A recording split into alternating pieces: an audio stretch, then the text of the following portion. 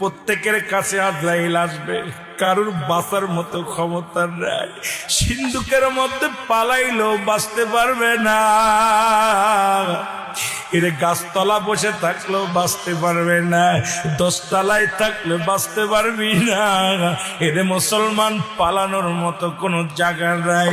পৃথিবীর যে প্রান্তে থাকো গো,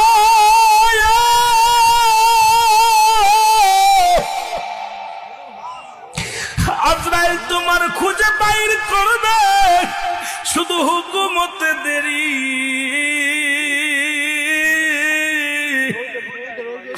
হায় রে মত, এই দুনিয়ার মধ্যে পড়ে থাকবি, এই দুনিয়ার বালাখানা, টাকা পয়সা ধন দৌলত বাড়ি গাড়ি কোথায় দিয়া যাবি? কার জন্য সুদ খাও, কার জন্য ঘুষ খাও, কার জন্য জিনাকে বিচার করো? এই দুনিয়ার জিন্দেগি রে, এই দুনিয়ার সম্পদ খাবে লোকে, তোমার দেহ খানা খাবে পৌকের বান্দা। আজকে কত না সুদ খাইলা, ঘুষ খাইলা সংসারের জন্য, মেয়েকে সুখী রাখার জন্য, বিবিকে সুখে রাখার জন্য, ভাই বন্ধুকে সুখে রাখার জন্য, কত অন্যায় পথে পা বাড়াইলা, বাঁচা সম্ভব না, বাঁচা সম্ভব না। কিয়ামতের আগে 70টা মত আলামত। কয়টা আলামত? 70টার মধ্যে অধিকাংশ হয়ে গেছে। মুসলমান শুনে নাও, 70টা আলামতের এখন বর্তমান আর কয়েকটা বাদ আছে। তার মধ্যে ইমাম মেহেদী আলাইহিস সালামের আগমন,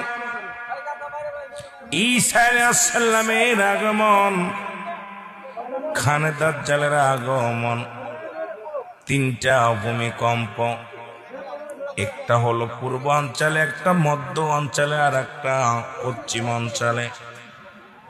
এ মুসলমান শুনে নাও, ইজিপ্ট মজুতের আগমন। এ মুসলমান এইরকম একাধিকগুলো রয়েছে। এখন বর্তমান আর 10টা আলামত বাদ আছে রে মুসলমান। ঘাট হবে, নারী জাতি পৃথিবীর মধ্যে রাজত্ব করবে, পুরুষ জাতি যাযাবর হয়ে যাবে, মানুষে এমন অবস্থা হয়ে যাবে, মানুষের কুকুরের খাসলাত হয়ে যাবে। নবীজি বলছে বালহুয়া কিলাব, এই দুনিয়াটা পচা দুর্গন্ধময়ী। মানুষের চরিত্র হবে কুকুরের চরিত্র।